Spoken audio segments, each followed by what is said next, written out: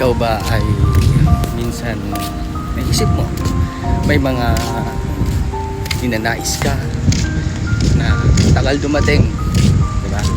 For example, gusto mo na, napangarap mo na magkaroon ka ng bahay, yadalain mo sa Panginoon. Subalit tagal niya dumating, diba? Matagal dumating yung pinapangarap mo na idinadasal mo sa Panginoon. Kasi Panginoon, alam niya na hindi mo pa kailangan ng bahay, diba? Kaya ngayon gusto mo na mag-asawa, hinihiling mo Panginoon na dapat karoon ka na ng asawa.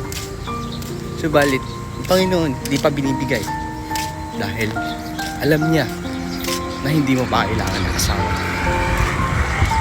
So kailangan hinihiling mo or pinagdarasal mo na dapat maging mayaman ka, karoon ng maraming pera. Ngayon hindi pa binibigay ngayon ng Panginoon sa iyo yun. Kasi hindi mo kailangan maging mayaman, hindi mo kailangan maging mayaman sa panahon na yun. There is a right time for you to have all those things na pinapangarap mo. May tamang panahon ibibigay ang Panginoon para sa iyo. Antay mo lang, kaibigan. Darating at darating sa iyo. God bless.